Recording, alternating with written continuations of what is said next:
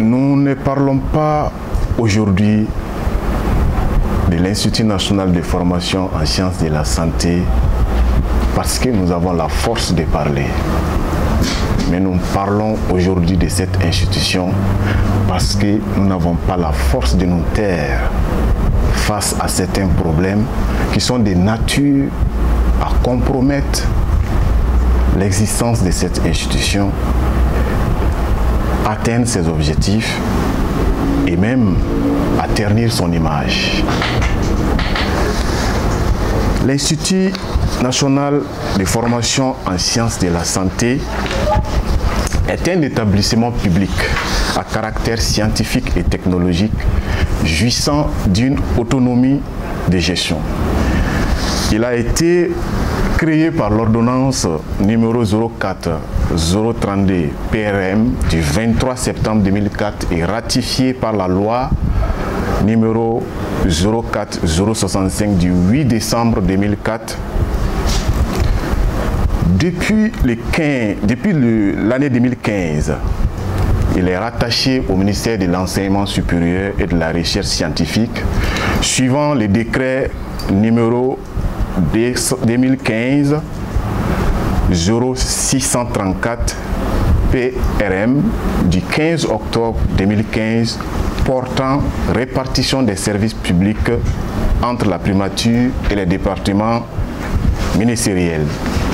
L'INFSS a 7 annexes dans les régions Kayi, Sikasso, Ségou, Mopti, Koutiala, Kita et Bougouni. Ses principales missions sont contribuer à la production en quantité et en qualité des professionnels de santé nécessaires pour la mise en œuvre de la politique de santé au Mali, participer à la recherche dans les domaines de la santé et de réaliser des études ou des expertises. L'arrêté numéro 2022 5637 du ministère de l'Enseignement supérieur et de la Recherche scientifique, signé le 2 décembre 2022, qui fixe l'organisation et les modalités de fonctionnement des structures pédagogiques et du conseil de l'INFSS,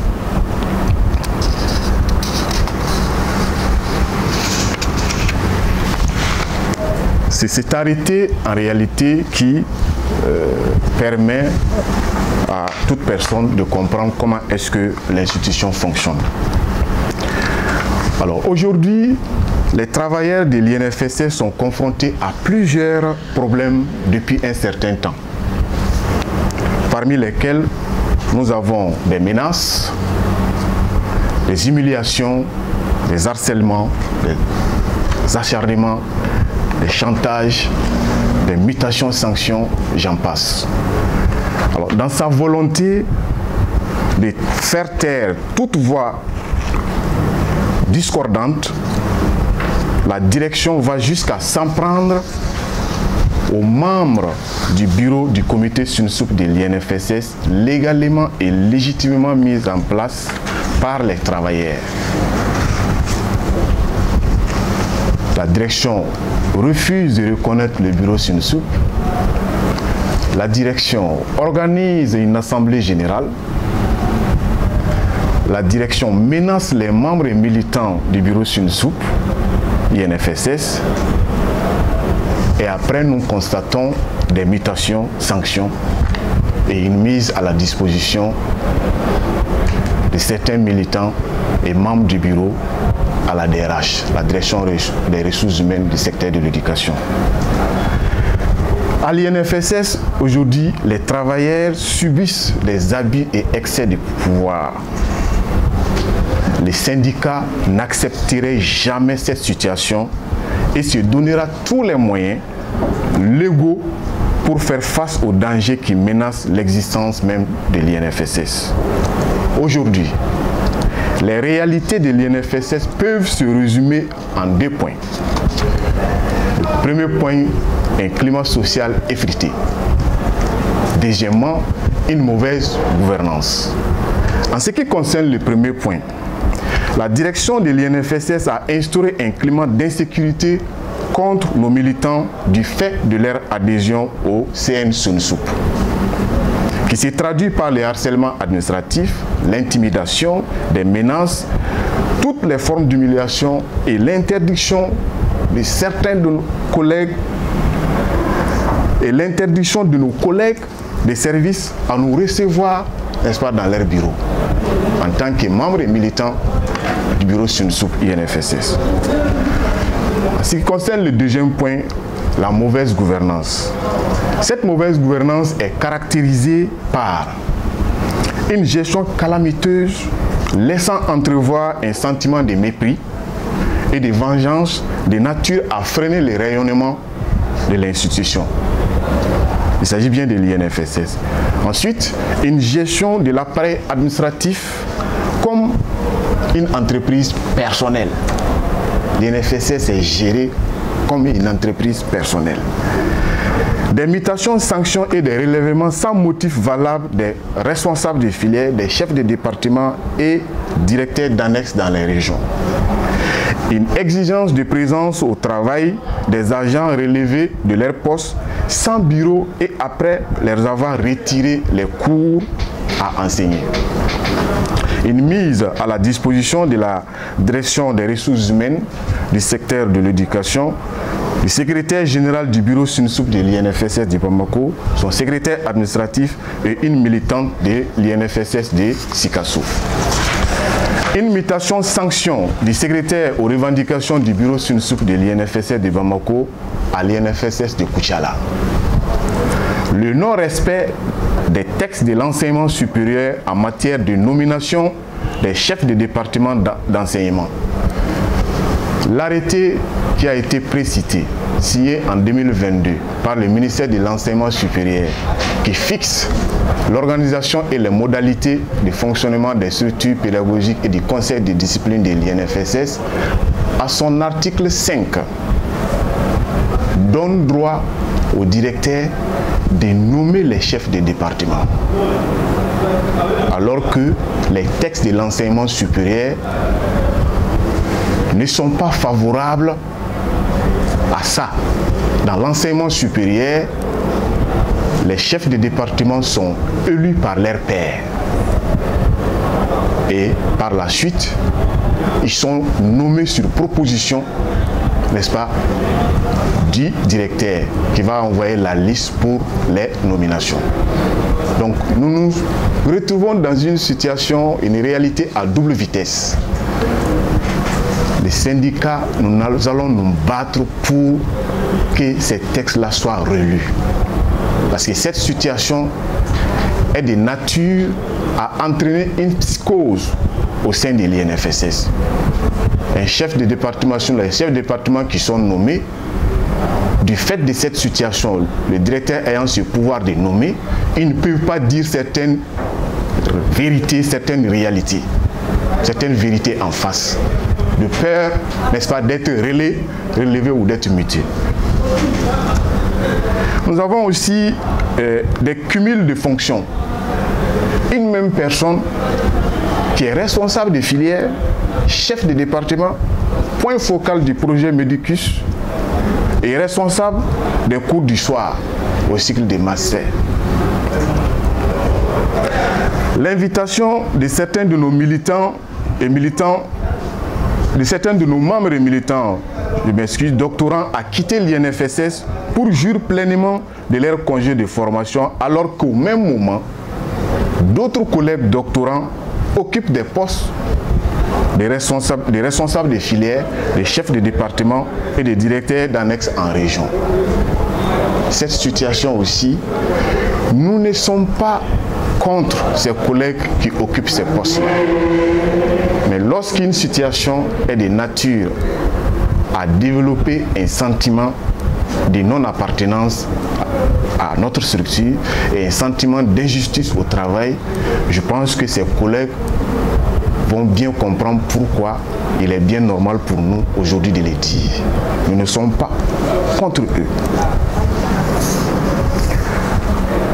Toujours Toujours dans la mauvaise gouvernance, nous avons le refus délibéré de mettre à la disposition du personnel enseignant de l'INFSS les arrêtés d'heures supplémentaires des semestres de l'année académique 2022-2023, les textes de création des cours du soir et les assignations des cours à enseigner. Ce sont les arrêtés-là qui permettent aux enseignants de faire un recoupement entre ce qu'ils ont réellement enseigné en termes de volume horaire et ce qui est effectivement signé et qui se trouve dans ces arrêtés pour faire le recoupement. Mais ces arrêtés, on ne peut pas les détenir. Ça veut dire qu'il y a anguille sous roche. On a des filières de formation sans responsable ni encadrées malgré la disponibilité du personnel qualifié. On a l'abandon des locaux de l'INFSS par certains partenaires techniques financiers. On a enregistré tous ces cas. La mauvaise gouvernance à l'INFSS se traduit également par un dysfonctionnement du système d'enseignement-apprentissage qui est marqué par des effectifs pléthoriques d'étudiants dans les salles de classe qui ne favorisent pas une application appropriée de la réforme approche par les compétences. Approche par compétences qui a talonné la réforme approche classique, c'est-à-dire approche par objectif. Nous avons l'ouverture sans aucune concertation inclusive et aucune analyse de la situation de travail de certaines filières au cours de l'année 2022-2023 au cycle de licence et master en sciences de la santé. Nous avons la mauvaise qualité des activités de stage en milieu clinique des étudiants, marquée par une insuffisance de prospection, de suivi et d'encadrement. Avec ça, il est un peu difficile, n'est-ce pas, de mettre à la disposition de la population malienne et même africaine des professionnels de qualité. Nous avons une mauvaise politique d'assignation des cours à enseigner entraînant une augmentation des heures supplémentaires. Les enseignants permanents sont privés de plusieurs cours au profit des enseignants vacataires. Nous avons des retards dans la progression académique des étudiants. C'est une première à l'INFSS que 2 promotions se retrouvent en première année concomitamment, notamment la promotion 2021-2022 et la promotion 2022-2023. C'est aussi une première dans l'histoire de l'INFSS que les examens de fin d'études d'envergure nationale soient réalisés localement, c'est-à-dire que chaque INFSS en région a réalisé son examen de fin d'études avec des sujets différents au moment où l'État est dans une dynamique de reprendre l'organisation de ces examens de fin d'études ensemble avec l'association des écoles privées de santé de la place. C'est enfin une première fois qu'un concours d'entrée au cycle de licence et de master, précisément au cycle des masters, soit lancé et annulé à 1 semaine de la date du concours. Alors que les candidats ont payé, n'est-ce pas, les frais d'analyse des dossiers. Enfin, la mauvaise gouvernance à l'INFSS a été marquée par une direction générale de l'INFP responsable de l'ajournement de certains militants et membres des bureaux SUNSUP INFSS à la session 2023 de la CNELA. La session qui a hiérarchisé les enseignants.